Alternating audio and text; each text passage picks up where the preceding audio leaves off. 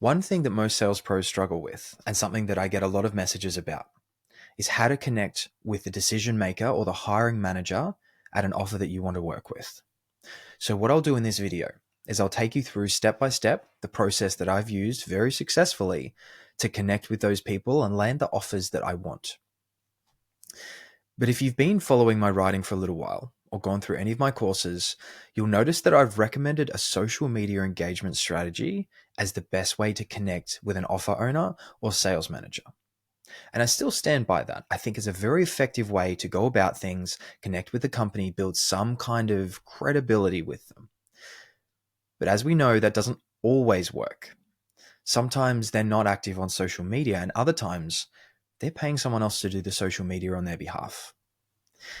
And you can be commenting day after day, week after week, but you're not getting anything in response. And as salespeople, we know that we have to adapt to each situation. So this is the process that I've been using for quite a while. And some of my one-to-one clients have used it as well with really high success. But the reason that most people don't do it is because it's scary. And the reason that it's scary is because it's one of the hardest parts about sales, which is cold calling. But then that kind of creates a circuit. It's scary, so most people don't do it. So very few people do it, hence why it works so well. Now, cold calling, 99% of salespeople dread it, and they'll do anything to avoid it. And sales managers, they're doing whatever they can to get their salespeople to pick up the phone, but most of the time they're just fighting a losing battle. I have been that sales guy in the past. I know how it feels. I know how scary it can be. That's why it's so powerful. And this is where the process kicks in. So what I do is I find the number for the company, and no matter which one it is, I call it. And by no matter which one, if I can't find the number directly for that individual, there will be a general contact number. And if you say you can't find a number for a company, you haven't looked hard enough. There is always a number, and you can find it on job sites, maybe past job adverts, the Better Business Bureau, their website, social media. Spend 5 minutes actually looking and you'll find it. But when I call them, I'll usually get through to a gatekeeper. There are a lot of sales trainers out there that say be very dismissive, rude, abrupt with the gatekeeper. There are times when you need to be more direct. This is not one of those times. This is an instance where you need to be polite because you could potentially be working with this person. So that usually goes something like this. Hey, Susie, James here. How you doing? And she'll say, good, this, that, or the other. And then my response is always the same. Hey, just quickly, if I were to speak to someone about potentially working with you as part of the sales team, who would be the best person to speak to? And they're going to tell you the sales manager's or the owner's name. And then you ask to get put through straight away. Just amazing. Can you please put me through to them? I'd just like to introduce myself and say a quick hello. Most of the time, they're going to put you right through. But sometimes they'll ask you to leave your details. I'll send through the details and get them to call you back. Now, this is where that anxiety about cold calling comes in. Because you feel like most salespeople, everything inside of you is just freezing up right now. And you're happy to leave your details because it means that you can get out of this really uncomfortable situation. Don't do that. You've come this far, see it through. And my response to that is always the same. Look, can you please ring through and check if they're available? And the only reason I say that is I have spoken to a whole lot of sales managers along the way. And if a salesperson cold calls them looking for a job, it usually makes their day. Are you able to check if they're available, please? If they still say no, leave your details and leave your phone number. Don't leave your email. I used to say leave your email, but the reason you leave your phone number is it gives you the upper hand for a couple of reasons. One, when they call you back, and unless they are completely incompetent sales managers, they're going to call you back as soon as they get the message.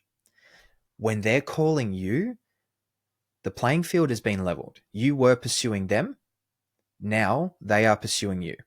So everything's leveled out. Now, if they don't call you back, what do we need to do sometimes as salespeople? We need to hit them with follow-up, which is another trait of A+ salespeople.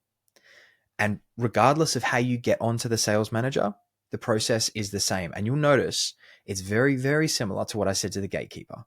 It's just, hey, Tony, James here. How you doing? Wait for them to respond, however. And then I just say, same thing. Good. Look, super quick call. I've been following company name for a while now. I like what you do. I like how you do things. If we were to have a conversation about potentially working together, or me potentially working as part of the sales team, are you the best person to speak to about that? They'll probably say yes. Say, perfect. Can I ask, how long have you been there? And then you just get them talking about themselves. And I actually read a post this morning, and it was one of the biggest determining factors of whether or not someone gets hired is the ease of conversation. Now, when you're talking to someone, what is one of the easiest things for a person to talk about? Themselves. And sales managers are, I was going to say no different, but probably even more down that lane. Just get them talking about themselves, how long they've been there, what they do, what the team looks like. Just get them answering questions, which is also demonstrating your ability as a salesperson. And at some point, they will ask you to tell them about yourself. Have something prepared. And so I've got a sales interview OS course, so that takes you through everything from vetting offers, screening offers, positioning yourself as you need to be, making sure that it's a right fit and getting the terms that you need. In that, I go through a systematic way for you to prepare and how to answer that question in such a way that it doesn't turn into you just sitting there being, what's the word? Not interviewed, not prosecuted. You understand what I'm trying to say? I'll think of the word as soon as this video is done. So you're not just sitting there answering question.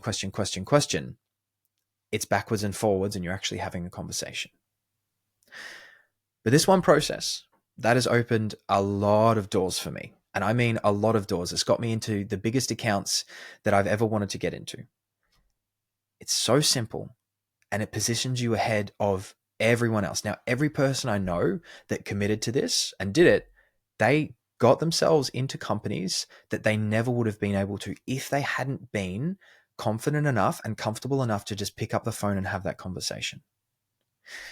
And the other advantage of this is, instead of you just sending off an application link and hoping it comes through, then getting interviewed to figure out whether or not you're a fit for them, you can actually vet them on that first call. You can screen and save yourself resume, cover letter, interview, maybe even some aptitude tests before you figure out it's not what you want. You can get all of that information a lot sooner. Thanks for watching. If you want to see more videos like this, make sure you hit subscribe. But if you have questions about this, if you'd like me to expand on anything, or there are some topics you want me to cover, chuck a comment down below and I'll hit reply. Cheers.